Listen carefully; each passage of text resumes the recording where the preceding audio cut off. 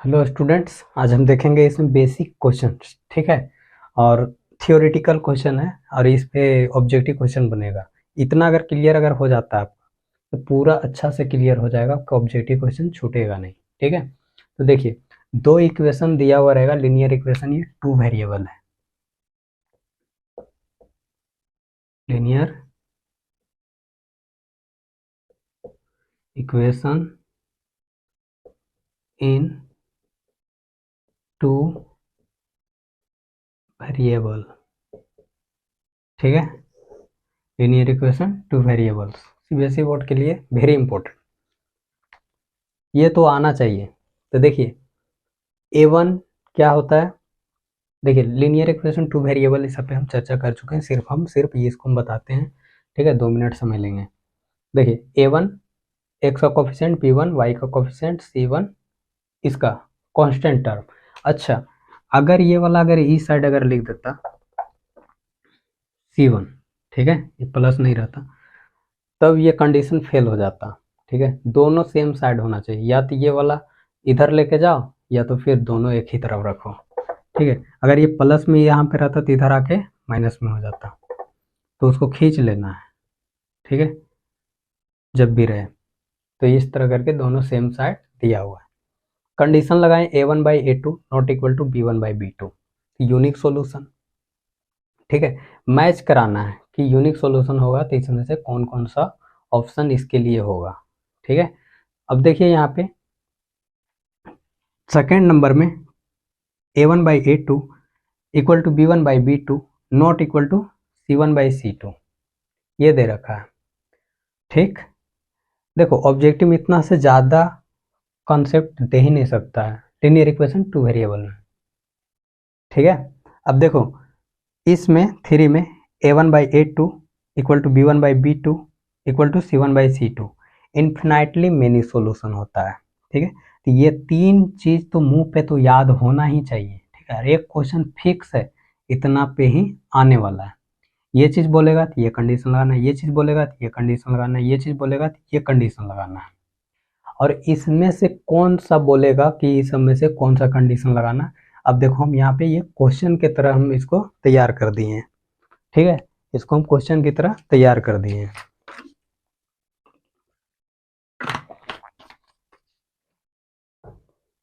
तो देखिए यहाँ पे यहाँ पे देखिए, इसके लिए यूनिक सॉल्यूशन के लिए इसका आंसर लिखते हैं। ठीक है, फर्स्ट का आंसर लिखते हैं। फर्स्ट का आंसर क्या क्या होगा। ठीक है, इंटरसेक्टिंग, यस, यूनिक सॉल्यूशन मतलब एक जगह लाइन कट करेगा, यानी कि एक जगह इंटरसेक्ट करेगा। इंटरसेक्टिंग के मतलब इस तरह। ठीक है, एक जगह कट करेगा, ए इसका ऑप्शन हो गया। और देखिए, यूनिक के लिए क्या डिपेंड करेगा, यस, डिपेंड करेगा। कंसिस्टेंट, ठीक है, कंसिस्टेंट के मतलब होता है कंसिस्टेंट के मतलब होता है डिपेंडेंट। ठीक है, डिपेंड करेगा, तो डिपेंड ये वाला और ये वाला दोनों चीज सेम है। लेकिन लेकिन यहाँ पे डिपेंडेंट अगर बोल रखे है डिपेंडेंट लाइन, तो डिपेंड तो दो को लाइन करेगा। ठीक है, इसमें देखो इन्फिनाइटली मेनी सॉल्यूशन और इसमें यूनिक सॉल्यूशन बोल रखा है, तो डिपेंड तो एक दूसरे पे दोनों कर रहा है। ठीक है, तो यूनिक सॉल्यूशन के लिए डिपेंडेंट नहीं होगा। क्यों? क्योंकि यहाँ पे बोल रखता है यूनिक सॉल्यूशन, तो इसके लिए ये वाला हो जाएगा एच। ठीक है, ए के लिए, 1 के लिए यहाँ पे एच लगा दो। ठीक है, अगर एक ऑप्शन और बनाता, एच के बाद आई आता है, ठीक है, डिपेंडेंट बोल देता और यहाँ पे बोल रखता एंड यूनिक सॉल्यूशन। ठीक है, तो आई भी हो जाता है इसका। ठीक है, अब देखो ये तो हो गया डिपेंडेंट एंड यूनिक सॉल्यूशन। तो देखो ये दोनों चीज सेम है, ये दोनों चीज सेम है। कंसिस्टेंट, ये वाला और डिपेंडेंट दोनों सेम है। ठीक है, डिपेंड कर रहा है, एक दूसरे पे डिपेंड कर रहा है। कहाँ कर रहा है, कितना पे कर रहा है, उन्हें डिपेंड कर रहा है। ठीक है, एक दूसरे पे डिपेंड कर रहा है।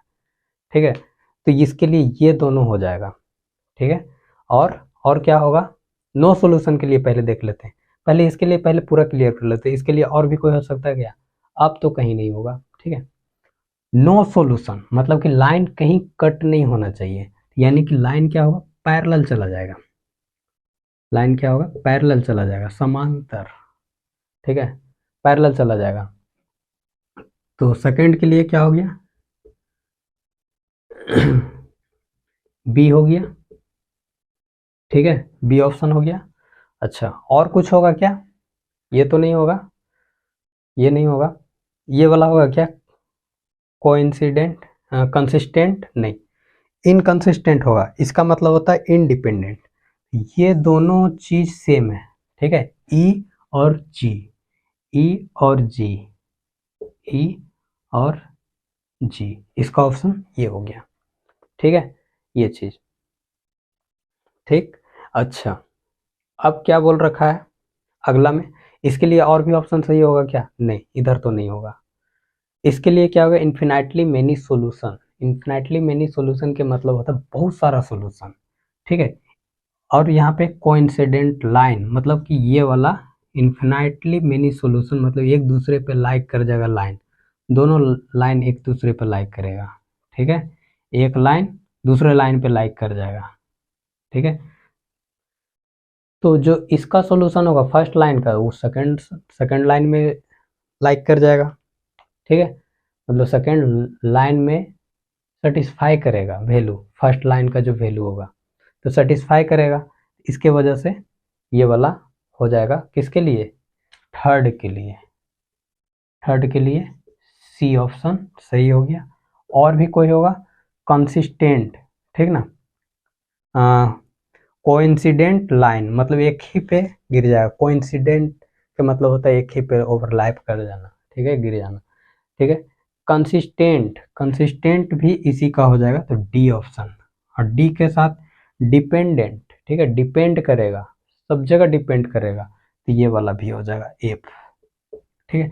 तो ये जो था से ऑब्जेक्टिव के लिए ये वाला चीज पूछेगा, तो यूनिक बोलता तो या तो ए ऑप्शन दे रखता है एक और चार को बना के रखता है, एक ऑप्शन ए या तो एच या तो आई वाला कोई भी दे देता, तो उसमें यूनिक के लिए करते हैं, ठीक है। तो कंडीशन क्या है इस तरह, तो दो इक्वेशन दिया हुआ रहेगा, तो वहां तक कैसे ऑब्जेक्टिव तक पहुंचना है पता चल गया होगा। अब देखिए इसी से वैल्यू भी निकालने के लिए पिछला वीडियो में बता चुके हैं, ठीक है, इस पे क्वेश्चन कैसे कैसे बनता है, ठीक है। ये थियोरेटिकल क्वेश्चन था, वेरी इंपॉर्टेंट, इसलिए हम करवा दिए, ठीक है। अब जो है इसमें से क्लियर हो गया, कहीं भी कंफ्यूजन या तो फिर कोई भी दिक्कत तो बोलना है, ठीक है। अब देखिए इसमें से ये वाला थर्ड में सी अगर बोल देता, सी में क्या है, कोइंसिडेंट लाइंस, तो कंडीशन क्या लगाते हैं, ये वाला लगाते हैं, ठीक है। या तो डी नंबर बोल देता, डी में क्या है, कंसिस्टेंट मतलब कि एक दूसरे पे डिपेंड कर रहा है, या तो डिपेंडेंट, तो भी ये कंडीशन लगाते हैं। ए या तो एच या तो आई बोलता, तब क्या बोलते हैं, यूनिक सॉल्यूशन के लिए ये कंडीशन लगाते हैं, ठीक है। और नो सॉल्यूशन के लिए क्या क्या बताएं, सी, बी, ई, जी। बी में क्या है, पैरेलल लाइन, तो पैरेलल लाइन बोलेगा तो ये वाला लगाएंगे, या तो ई में क्या है, इनकंसिस्टेंट, ठीक है, नॉट डिपेंडेंट मतलब इनडिपेंडेंट, तो ये तीन चीज में कुछ भी बोल देगा, ये कंडीशन लगाना है और क्वेश्चन को सॉल्व कर देना है, फिनिश, ठीक है। जैसे एक एग्जांपल ले लेते हैं, कुछ भी ले लेते हैं, खुद से ले लेते हैं, चलो देखो यहाँ पे 3x+4y = 6, ठीक है, और यहाँ पे kx-5y = 3 ले लो, ठीक है, ठीक है। ये चीज अगर बोल रखता है यूनिक सॉल्यूशन तो कंडीशन लगाते ये वाला, या तो फिर यूनिक के लिए ये सब, तो क्या कंडीशन लगाएंगे, पहले यूनिक पे सॉल्व कर लेते, तो यूनिक पे क्या आएगा, ठीक है, उसके बाद नो सॉल्यूशन पे क्या आएगा, फिर इस पे क्या आएगा, तो इसको मिटा देते हैं, ठीक है, जगह नहीं बच रहा है, उसके बाद सॉल्व करते हैं, नहीं तो इसको हटा देते हैं ना, यहाँ पे इतना में ही तो हो जाएगा, नोट्स बना लो। क्वेश्चन ये दे दिए हैं, ठीक है, बोलता यूनिक सॉल्यूशन, या तो यूनिक के लिए हम क्या बताएं, ए के मतलब इंटरसेक्टिंग लाइन बोल रखता, या तो एच में कंसिस्टेंट एंड यूनिक सॉल्यूशन बोल रखता, या फिर डिपेंडेंट एंड यूनिक सॉल्यूशन बोल रखता।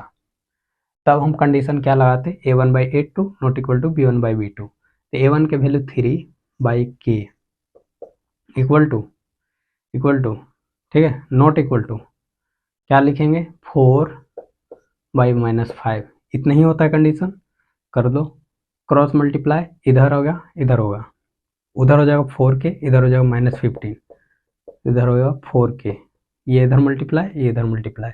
और k का वैल्यू चाहिए तो 4 को नीचे ले आओ, -15/4 k का वैल्यू आ गया, मतलब k इक्वल टू -15/4। कंफ्यूज नहीं होना है भाई, इसको उधर लेके नहीं गए हैं, उसको इधर लेके नहीं, बस लिखे हैं, जो चीज़ ये लिखा हुआ था वही लिख दिए। अगर मान लो कि हम लोग इधर से देख रहे हैं, कोई पीछे जाके दिखेगा तो उसको इस तरह दिखेगा, पीछे साइड से, ठीक है। तो ये हो गया, ये कंडीशन हो गया।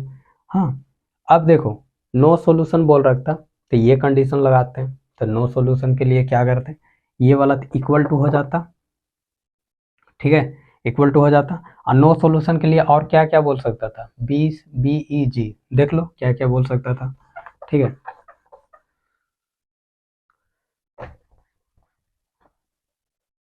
तो ये वाला इक्वल और ये वाला not equal to, C1/C2, C1 का वैल्यू 6, यहाँ पे 3, ठीक है। तो यहाँ पे ये दोनों इक्वल कर लो पहले, तो 3/k इक्वल टू 4/-5, फिर एक ये वाला फिर नॉट इक्वल टू होगा, तो इधर तो कोई दिक्कत नहीं, ये वाला फिर होगा, तो 3/k नॉट इक्वल टू ये वाला इसके नॉट इक्वल टू होगा, क्योंकि ये दोनों इक्वल और ये वाला इसके नॉट इक्वल टू, तो ये वाला भी इसके नॉट इक्वल टू।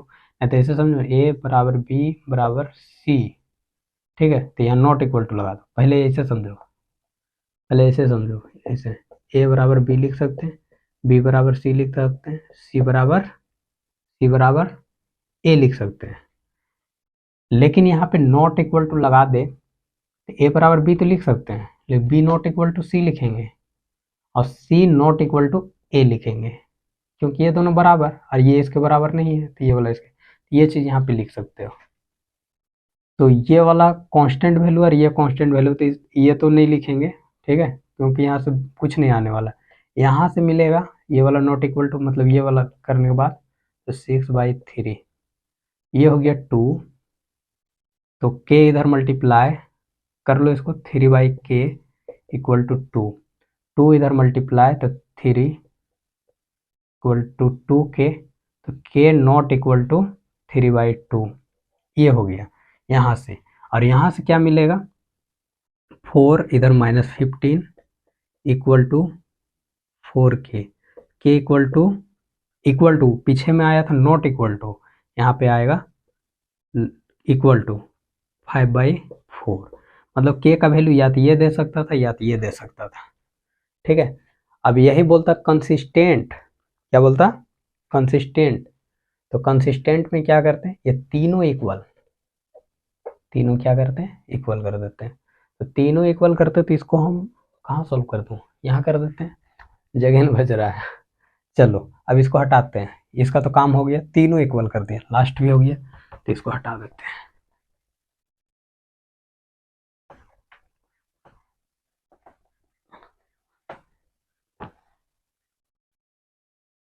तीनों इक्वल बोलता है ना, यानी इन्फिनाइटली मेनी सॉल्यूशन, क्या क्या हो जाता, तीसरा में C और D और F था, पढ़ लो, वो चीज़ कुछ भी एक चीज़ बोलता तो ये कंडीशन लगाते हैं, तीनों इक्वल।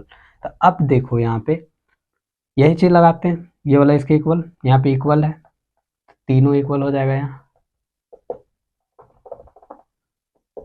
ठीक है, ये चीज़। तो ये वाला इक्वल करेंगे 3/k इक्वल टू 4/-5, एक हो गया। ये वाला तो कांस्टेंट वैल्यू है, तो ये वाला इक्वल नहीं करो, ठीक है, और इक्वल है भी नहीं, ठीक है, हम इसमें तो सॉल्व करने का तरीका बता रहे थे, ठीक है, इक्वल तो है भी नहीं, ठीक है, बस सॉल्व करने का तरीका बता रहे हैं, ठीक है, कि एक ही एग्जाम्पल लिए तो इस तरह करके पूछ सकता था, ठीक ना। तो यहाँ पे क्या आएगा, तो यहाँ से तो कुछ नहीं आने वाला है, ठीक है, क्वेश्चन कुछ भी दे सकता है, यहाँ तो कुछ नहीं आने वाला है यहाँ से, क्यों, कांस्टेंट वैल्यू है, ठीक है। तो ये वाला इसके इक्वल नॉट इक्वल टू है ही, ये वाला इसके इक्वल कर लो, हो गया। ये वाला हम तो खुद से लिए थे, के का वैल्यू यहाँ के भी हो सकता था, यहाँ भी हो सकता था, ठीक ना। तो ये वाला इसके इक्वल कर लो, 3/k × 6/3। यहाँ से सॉल्व करेंगे तो ये आ जाएगा, नीचे जाएगा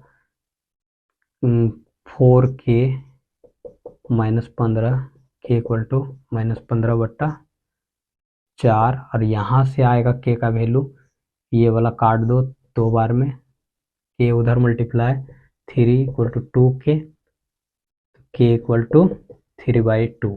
तो इस तरह करके क्वेश्चन पूछ सकता है। तो देखो ये हम बता दिए, बहुत सारा क्वेश्चन है, ठीक है, हम तो एक ही क्वेश्चन लेके अप्लाई कर रहे थे सब, ठीक है। तो जितना टाइप का क्वेश्चन पूछ सकता है यहीं से पकड़ा जाएगा, वेरी इंपॉर्टेंट, ठीक है। तो कोई भी क्वेश्चन देख लो, आर.एस. अग्रवाल का लास्ट में है चैप्टर क्या, multiple choice question MCQ 165, page number देख लेना और कुछ एग्जाम्पल सॉल्व कर लेना है, बस इतना ज़्यादा नहीं करना है, इसमें ज़्यादा टाइम नहीं देना, ठीक है। इसमें बहुत सारा क्वेश्चन है, या तो फिर क्या बोलते हैं उसको, जो आप लोगों का सैंपल पेपर निकलता है CBSE बोर्ड का, उसमें होगा क्वेश्चन। तो बेसिक के लिए और स्टैंडर्ड के लिए, दोनों के लिए था, ऑब्जेक्टिव क्वेश्चन के लिए। तो धन्यवाद। तो क्वेश्चन समझ में आया होगा, क्वेश्चन बनाना है अच्छा से, दिक्कत होगा तो पूछना है कमेंट सेक्शन में, ठीक है। और भी कॉन्सेप्ट देंगे, छोटा छोटा जो भी है, बड़ा भी क्वेश्चन सॉल्व करवाएंगे, डिमांड करो। Thank you.